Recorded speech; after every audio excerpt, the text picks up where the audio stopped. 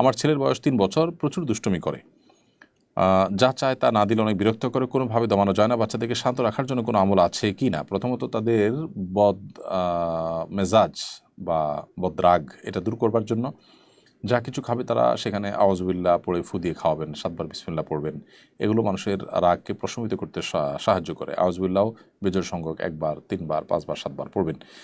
কারণ তাওবুজ বা আউযুবিল্লাহি মিনাশ শাইতানির রাজিম পাঠ করলে মানুষের রাগ প্রশমিত হয়। যে খাবার খাবে সেটাতে আপনি আউযুবিল্লাহি মিনাশ শাইতানির রাজিম 7 বার পড়ে ফু দিবেন, দিয়ে তাকে খাওয়াবেন। আর এর বাইরে তার যে কোনো আবদার পূরণ করলেই রাগ করলেই সে পায়, এই ধারণা থেকে তাকে বের করে আনতে হবে। প্রয়োজনে একটা সময় হয়তো অনেক বেশি কান্নাকাটি করতে দিবেন, কিন্তু কিছুদিন পর সে যখন দেখবে যে না আমি চাইলেই পাই না, তখন সে অনেকটাই শান্ত হয়ে যাবে এবং স্বাভাবিকত্বে ফিরে আসবে ইনশাআল্লাহ তাআলা। হিরা আক্তার লিখেছেন, যারা গণপিটুনি দেয় আখিরাতে তাদের শাস্তি কী হবে?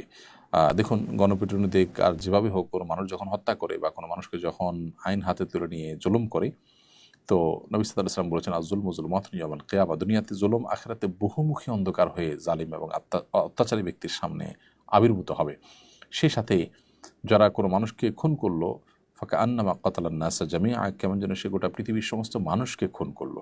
একজন মানুষকে অন্যায়ভাবে হত্যা করা গোটা বিশ্বকে হত্যা করা বা গোটা বিশ্বের সমস্ত মানবতাকে হত্যা করার শামিল। এই দুটোর ভিতরে ফারাক নেই। এজন্য এই মানুষগুলো তারা আল্লাহর জমিনে সবচেয়ে বড় অপরাধ করলো। মানুষ হত্যার অপরাধ সবচেয়ে আগে হবে কিয়ামতের ময়দানে। ইবাদতের মধ্যে নামাজের আর মানুষের হক সংশ্লিষ্ট বিষয়গুলোর মধ্যে মানুষ হত্যার বিচার সব কিছুর আগে হবে। এজন্য এই বিষয়ে আমাদের সর্বোচ্চ সতর্ক থাকতে হবে। আল্লাহ আমাদেরকে সেই তৌফিক দান করুন। ইছাম রবিউল রবি আপনি লিখেছেন, একজন অপরিচিত ভদ্র মহিলাকে মায়ের মতো দেখি, ওনার সাথে কথা বলা যাবে?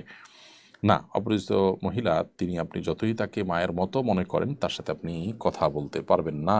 অর্থাৎ তার সাথে পর্দার বিধান মেনে চলতে হবে। কথা বলতে পারবেন না মানে হলো যে শরীয়তের যে বিধিবিধান আছে মাহরাম নারীর ক্ষেত্রে সেভাবে আপনি কথা বলতে পারবেন না। মাহরাম নারীর সাথে যেভাবে কথা বলেন সেভাবে। গায়রে মাহরাম নারী হিসাবে গায়রে মাহরাম নারীর সাথে কথা বলা যায়, প্রয়োজনীয় কথা, সেক্ষেত্রে কথার ভিতরে কোমলতা সৃষ্টি করা যায় না। এই বিষয়গুলোকে মেনটেন করে আপনি তার সাথে কথা বলতে পারবেন। এর বাইরে আপনি যদি তার সাথে সাধারণভাবে মাহরাম আপনার মায়ের মতো যেভাবে মার সাথে যেভাবে কথা বলেন সেভাবে কথা বলা জায়েজ মনে করেন, তাহলে সেটা আপনার ভুল হবে। কারণ মায়ের মতন হলে তিনি মা হয়ে যান না। একজন মানুষ যখন আপনার সাথে রক্তের সম্পর্ক নেই, তিনি যখন আপনার মাহরাম নন, তখন তার সাথে পর্দার বিধান আপনার জন্য প্রযোজ্য হবে। হ্যাঁ, তার বয়স যদি এত বেশি হয় যে তিনি বৃদ্ধ হয়ে গেছেন, অনেক বেশি বৃদ্ধ হয়ে গেছেন, যে একজন পুরুষ তার প্রতি আকৃষ্ট হওয়ার মতো বয়সে তিনি নেই, তাহলে সেক্ষেত্রে ভিন্ন বিষয়। একজন সাধারণ শিক্ষিত মানুষ আমাকে সিরাত বিষয়ক কোন বইগুলো পড়তে পরামর্শ দিবেন? আপনি রাহিকুল মাখতুম পড়তে পারেন, সফিউর রহমান বরক রহমতুল্লাহ লেখা, বাংলা হয়ে গেছে, ইংরেজিতে আছে। রাহিকুল মাখতুম পড়তে পারেন। এর বাইরে ডক্টর আলী সাল্লাবির যে সিরাত গ্রন্থ আছে 3 ভলিউমের সম্ভবত, সেটা আপনি পড়তে পারেন, খুব চমৎকার আধুনিক। আরও অনেক সিরাতের বই আছে, এই দুটো আপনি পড়তে পারেন। সেই সাথে নবী রহমত ইসলামিক ফাউন্ডেশন থেকে প্রকাশ হয়েছে, এই বইটা আপনি পড়তে পারেন। নবী রহমত এই বইটি সৈয়দ আবুল হাসান আলী আন-নদভী রহমতুল্লাহি আলাইহির লেখা একটা বই, অসাধারণ সিরাতের একটি গ্রন্থ, সেটি পড়তে পারেন। হাসান নিতুল এই আইডি থেকে আপনি লিখেছেন, একজন স্বাভাবিক মানুষের কতটুকু খাবার খাওয়া উচিত? আমি কম খেতে চাই, কিন্তু আম্মু বেশি বেশি খেতে নির্দেশ দেন, এত অবস্থা আমার করণীয় কি? খাবার পরিমিত খাওয়া উচিত। নবী সাল্লাল্লাহু আলাইহি ওয়াসাল্লাম পেটে 3 ভাগের 1 ভাগ খাবার, 1 ভাগ পানি, 1 ভাগ খালি রাখতে বলেছেন, সেই হিসাবে খাবার কম খাওয়া উচিত। মা যদি নির্দেশ দান করেন তাহলে ক্ষতিকর না হলে সে পর্যায়ে আপনি খেতে পারেন, তবে মাকে আস্তে আস্তে আপনি বুঝিয়ে নিতে পারেন যে মা বেশি খাওয়ার ভিতরে কল্যাণ নেই, বরং কম খাওয়ার ভিতরে কল্যাণ আছে।